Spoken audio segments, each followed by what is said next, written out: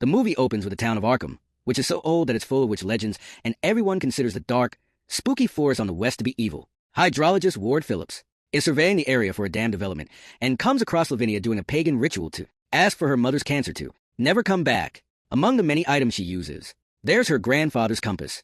The two of them chat for a while, and Lavinia begins developing a crush on Ward. Afterward, Lavinia returns home on her horse, Comet. She lives on an alpaca farm that the family moved to after her mother's mastectomy to start a new life. Her father, Nathan, scolds Lavinia for leaving without telling them, and her mother, Teresa, sends her to find Benny, as usual. Her brother's in the barn, smoking in secret. When they go back to the house, they find their little brother Jack looking inside the well because Nathan told him it could show in the stars. Inside, Teresa is having another online meeting with her clients, but the internet connection is causing her trouble. She asks Nathan to fix it before she starts losing clients, and Nathan promises to look at the dish later in the evening. Nathan convinces Teresa to get frisky again, which they haven't done since her surgery. Benny uses his computer to look at star maps in the company of his dog, Sam. But suddenly Sam starts whining, and the computer screen begins failing. A bright circle of light appears in the sky, and Jack hears some weird noises. Scared, he calls for his parents. But since they can't hear him, Jack leaves his room. Sam's in the corridor as well,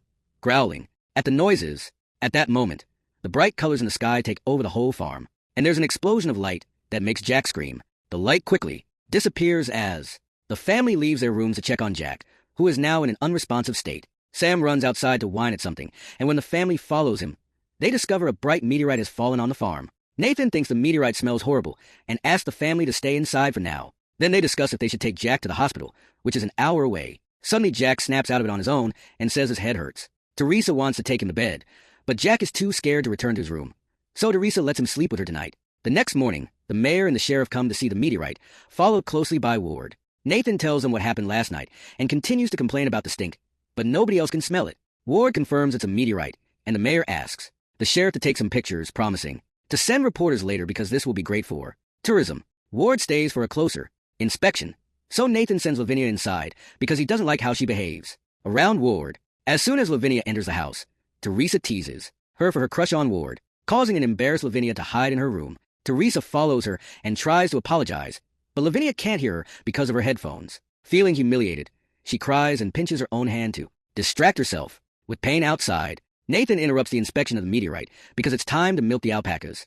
Ward wonders if there's anyone else he can interview, so Nathan tells him about Ezra, a hippie squatter that never leaves his house. Benny takes Ward to Ezra's house, which is surrounded by cameras that are connected to solar batteries. Ezra hands Ward a glass of water that looks brown, and since Ward can't smell anything bad, he blames it on rust from the pipes. Benny points out they've had trouble with the well before, but Ward doesn't think it should be happening this time of the year, meaning he'll have to run some tests. At that moment, a thunderstorm starts, and when the lightning hits the meteor on the farm, it creates beautiful sparks full of colors. Later in the evening, Ward's in his tent running the tests, when suddenly his radio stops working. He also gets a call on his phone, but he can only hear static and a weird screech. Then he hears some noises coming from the forest, and turns to discover weird lights floating around. His investigation is interrupted when all of a sudden his truck starts on its own, and his radio begins playing music again without explanation. The next morning, Teresa and Nathan discover the meteorite. Has someone disappeared? There are also some new flowers next to the well that neither of them planted at that moment. The press arrives, and Nathan offers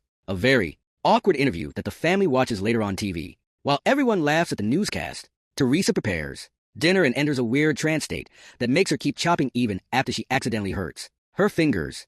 Jack notices this and calls Nathan, but Teresa doesn't snap out of it until Nathan drags her out of the house to take her to the hospital. In the morning, Benny wakes up at dawn to feed the alpacas. When Lavinia wakes up later, she finds the alpacas on the loose and munching in their garden. Lavinia calls Benny out for not feeding them before and doesn't believe him when he says he did feed them already. Now, Benny has to take the alpacas into the barn again. Meanwhile, Jack keeps hearing a weird screech, prompting him to sit in the garden and whistle at the well, which has even more flowers around it now. When Lavinia asks what he's doing, Jack explains the man in the well is talking to him. Lavinia suddenly begins feeling sick and thinks she can hear whistling coming from the well, so she runs inside.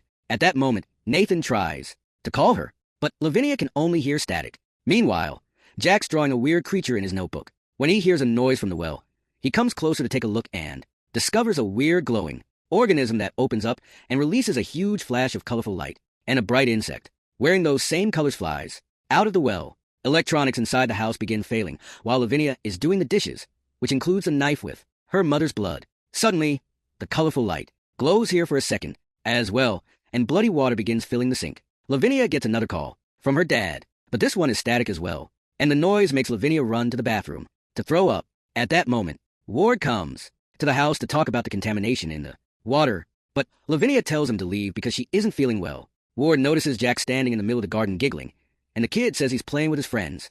Afterward, Ward visits Ezra, who has lost his cat. He also swears there are aliens living under his floor, and he proves it by playing a recording of the static with the screech. Ward blames the noises on geothermal activity, but Ezra swears it's aliens that came in the meteorite, and now they're everywhere, like in the static and the moisture in the evening. Teresa and Nathan are on the road making their way home when they suddenly come across a monstrous creature that suspiciously looks like a deformed version of Ezra's cat. Nathan stops the car just in time, and the creature runs away. Teresa tries to call Lavinia to check. Everyone is okay, but she left her phone in the living room. Meanwhile, Jack and Sam are watching the well, which has started to glow and screech. Sam growls at it before attacking it, and Jack only watches as the family dog disappears. Lavinia is inside, trying to ignore the annoying screech, and leaves her room when she hears a weird noise coming from Benny's. She discovers her brother's computer, showing strange images that make her feel sick. Just like that, the computer goes off and Benny finally returns, saying he somehow got lost in the forest and couldn't find the house, which never happens because he knows the area like the back of his hand. Lavinia, his phone begins ringing, so she rushes to answer it, but it's only static again. Jack is outside standing like a doll when Teresa and Nathan finally arrive, and Nathan scolds Benny and Teresa with uncharacteristic rage. He can't believe they left Jack outside alone, and the alpacas are on the loose when they should be in the barn. Benny swears he sent them to the barn multiple times, but Nathan doesn't believe him and takes them himself while looking for Sam to help with herding. The dog doesn't show up, and when Nathan asks the kids about him, Lavinia says that whatever living being arrived in, the meteorite took Sam. Nathan can't believe they're blaming imaginary aliens for this and freaks out again.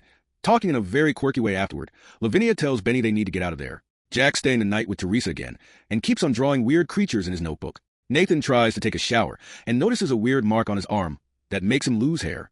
And when he looks down, he finds a weird blob blocking the drain. When Nathan picks up the blob, the things his hand and makes him drop it, giving it the chance to escape through the drain. Afterward, Nathan tells his wife that the weird smell is still around, although nobody else can smell it. He thinks it smells like a cancer ward, and since Sam is gone, he thinks the smell may come from the dog's body. But Jack interrupts him to say, Sam is now with Grandpa, who actually died years ago.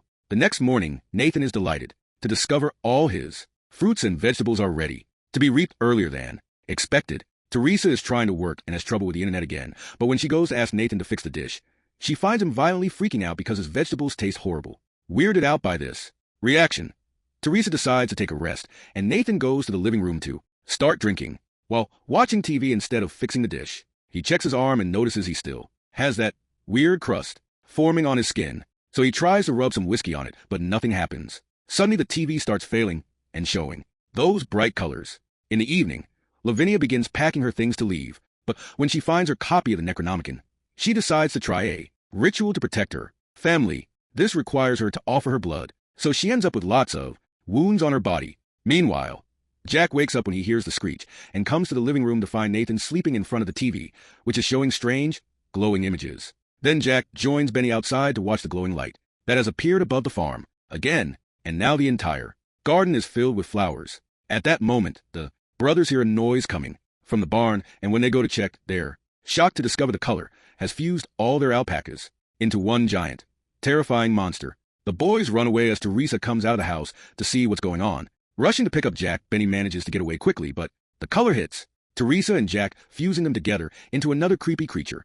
Nathan comes out and in a weirdly calm manner asks Benny to help him drag the creature into the house. They try to call 911, but the phone isn't working, and when Lavinia finally joins them, she screams at the sight of what happened to her family in the morning. The entire farm is surrounded by a purple fog. Nathan tries to use the car, but it isn't working either, and it makes him freak out again. Benny and Lavinia stay by their mother's side, but the creature keeps whining in pain, and they discover sunlight is burning its skin. When Nathan comes back, he helps the siblings take the creature to the attic, and suddenly they begin hearing the screech again. Benny can tell there are some noises coming from the barn, so Nathan grabs a shotgun and goes to check on the alpacas. All the farm animals have fused into a terrifying monster, and now Nathan has no choice but to shoot every alpaca head he can see to protect his family. Afterward, he has a complete breakdown because he realizes his wife and son will become a monster.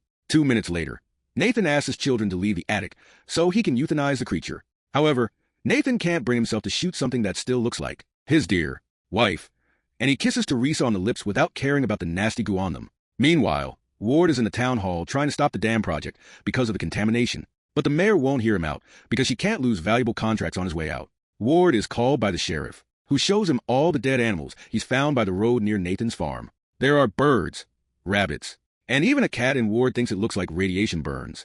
In the evening, Nathan returns to the living room to watch more glowing TV while Benny and Lavinia try to tap Comet to leave the house.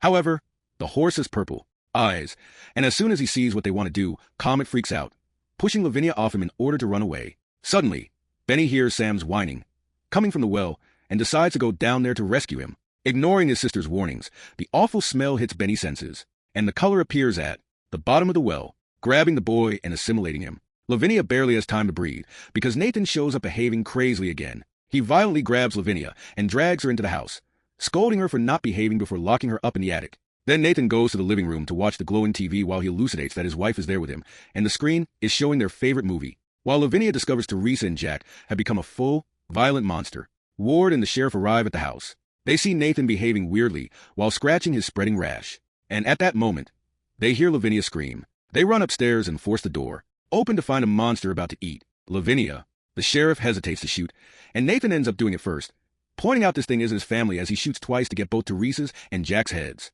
Ward picks up Lavinia, who is covered in pink blood, and tries to take her to his car, but the color is coming out of the well and huge rays that block the way. Nathan sees this and raises a shotgun to shoot at the light, but the sheriff thinks Nathan is aiming at Ward and shoots Nathan first, killing him. Lavinia rushes to her dad's side as the sheriff says they should evacuate the house, but Lavinia refuses to try, pointing out the color won't let them at that moment. The screech can be heard coming from Ezra's house, so Ward and the sheriff go to check on him. They can hear a voice speaking, but it isn't actually Ezra. It's a recording he left behind. Ezra's body is desiccated, and the recording explains that the color is attempting to remake Earth into something similar to the world that came from Ward. Sees something weird moving on the security cameras as they go off one by one, and the sheriff notices Ezra's forehead opening and glowing. It seems another explosion of color is about to happen, so the men leave the house. But on their way out, a mutated tree captures and kills the sheriff. Ward runs back to the farm where he finds Lavinia standing in front of the wall